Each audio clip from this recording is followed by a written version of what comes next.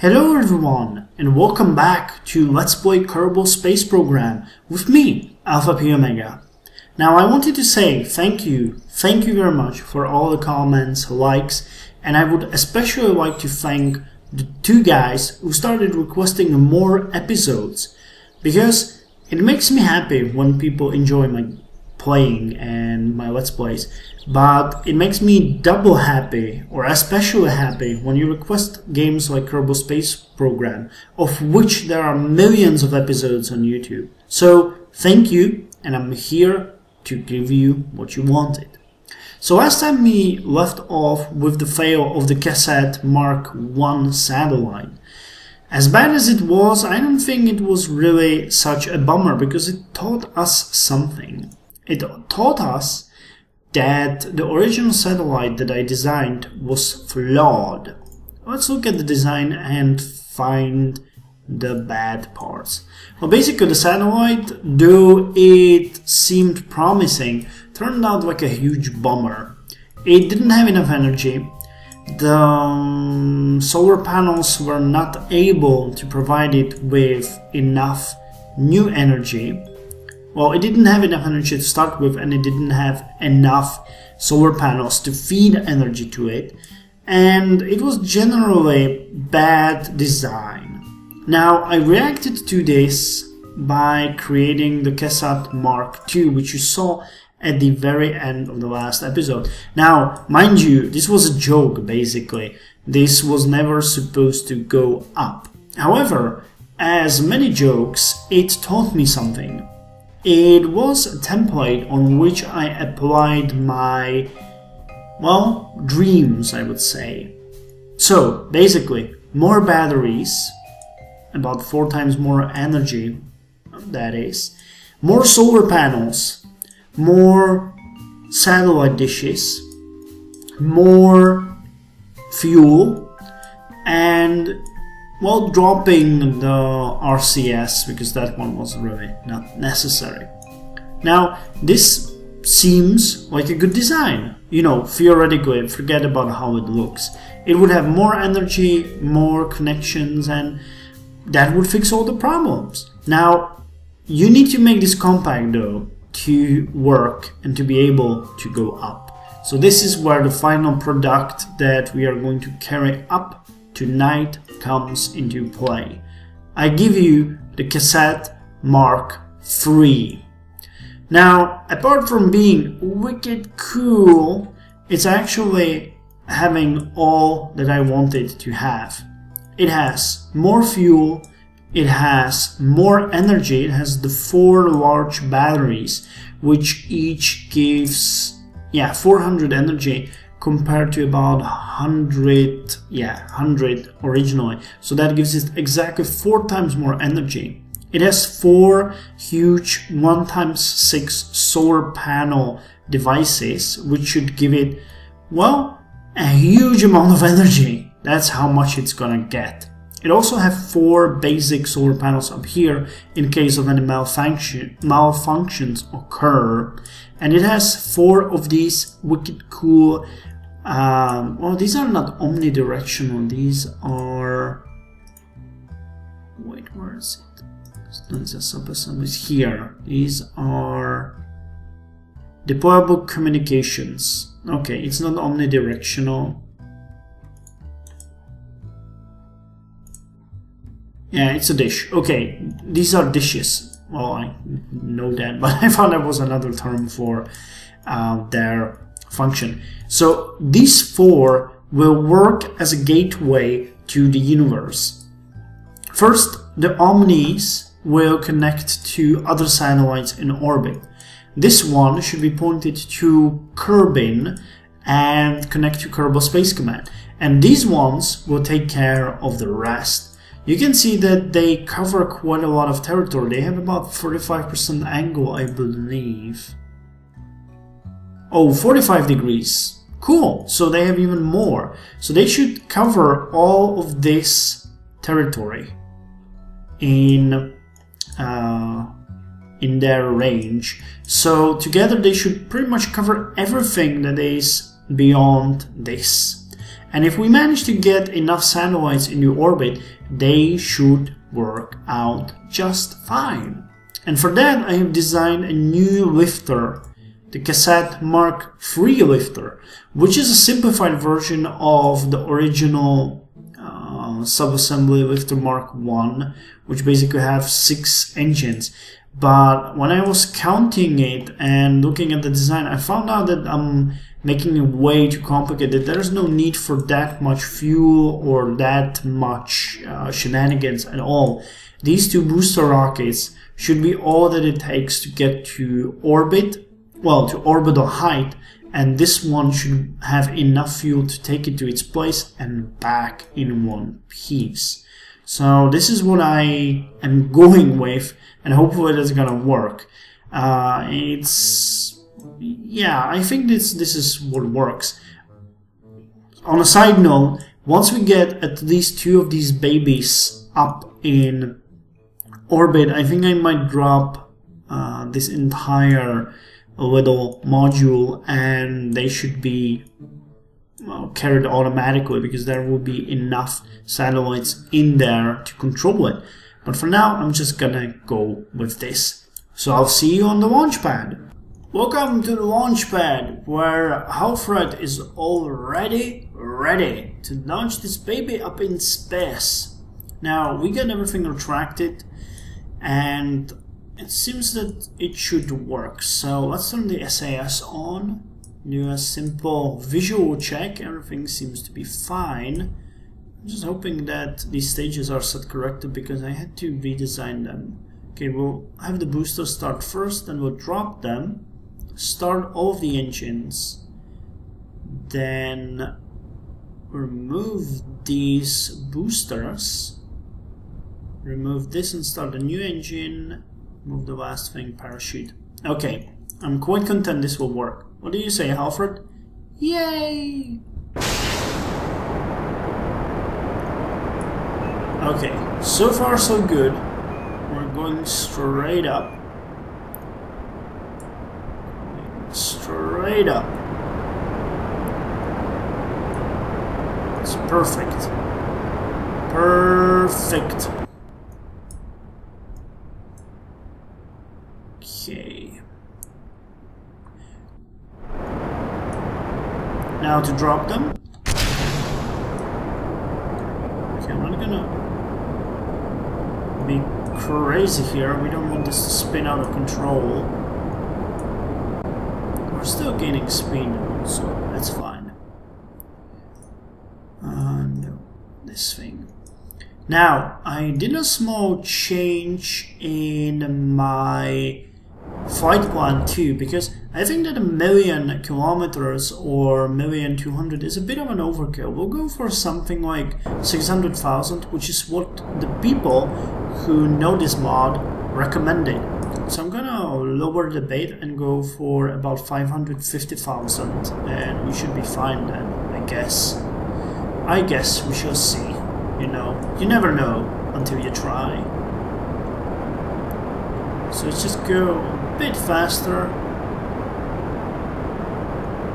Gaining speed. Alfred is worried, but he doesn't know what we know. We're doing fine. Okay, apoapsis at 45 kilometers. Leaving the densely packed atmosphere, 60 kilometers. Okay, I think I can boost it to full now.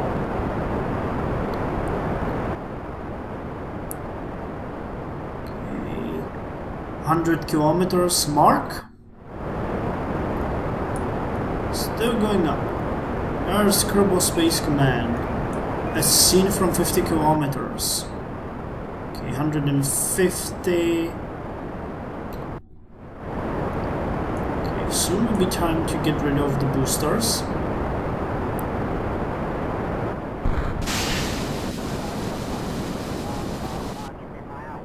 Okay, 260, 280,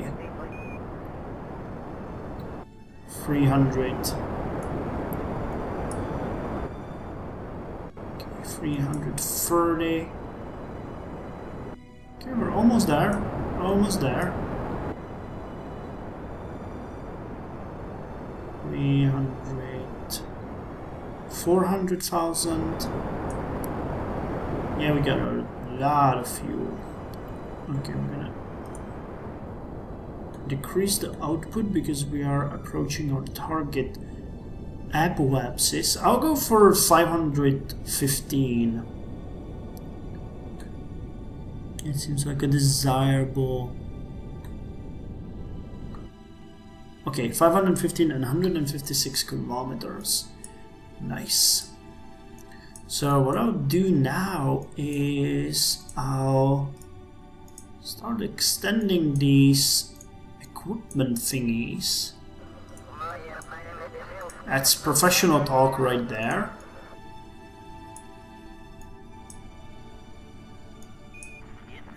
Oh man, I need to activate the Communotron. That should, yes, it connects us to Kerbal Space Command. And, well, I guess there's nothing to do now but to wait. Oh, ain't it pretty? It's already getting juice. Nice. So let's plan the maneuver here. Oh, that's gonna be tricky.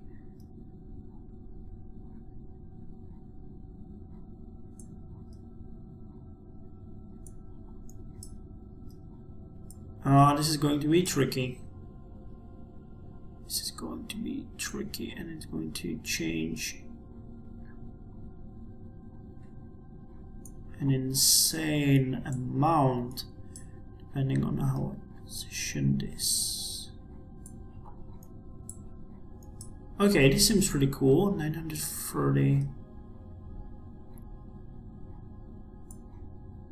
620.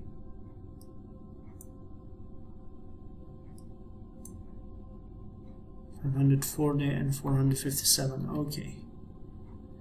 Now, oh shit! Look at it. It's wiggly as hell.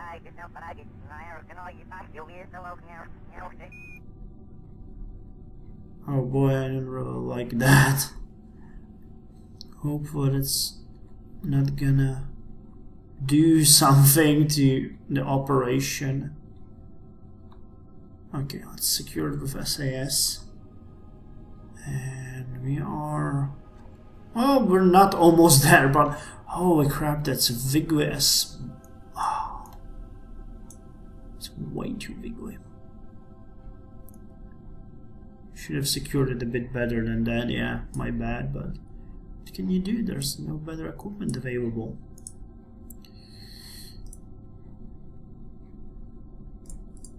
Let's not activate it yet. Actually, let's activate it, it will look way cooler.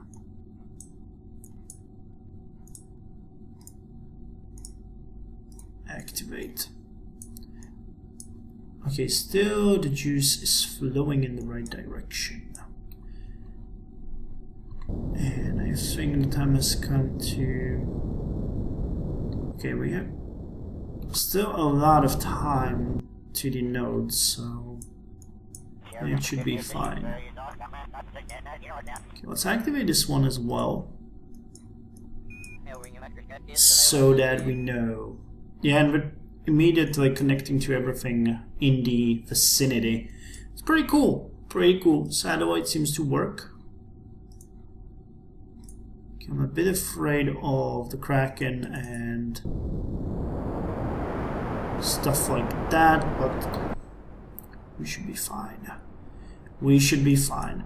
And one thing that is really funny that hasn't really occurred to me is, why the fuck do I need to maneuver myself to the other points instead of just waiting out for the launch at the very right time? So I'm just gonna, you know, after the satellite is up, I'm just gonna skip a few hours until the satellite gets to a position, for example, here, and the next one here, and here, and here, and, you know, just waiting out. No need to get all fancy there.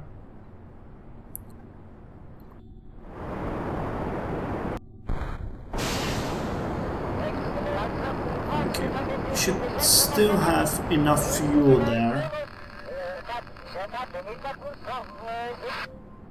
Right. We have a lot of fuel, that's for sure.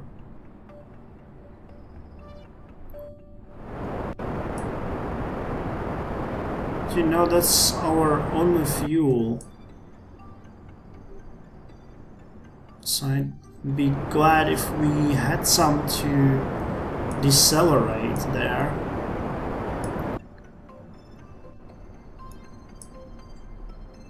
No, we're doing fine. We'll have over half fuel left to go back. Okay, there's our periapsis. It's growing.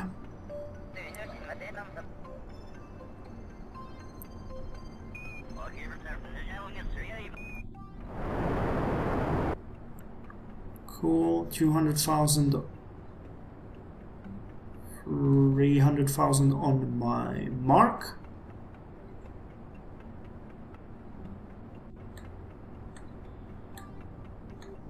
$450 now. 490.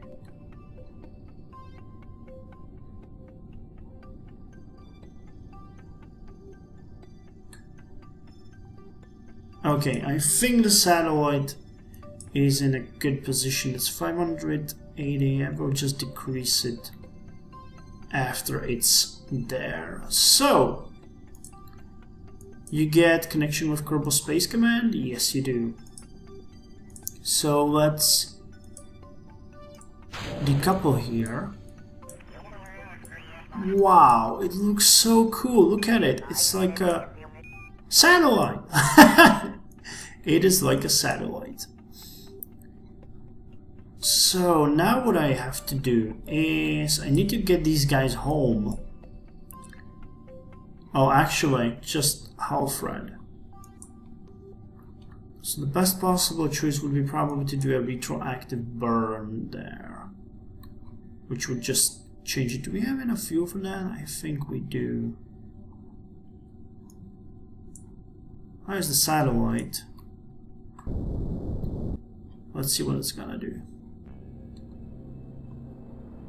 Yeah, it's decreasing it quite a lot very fast.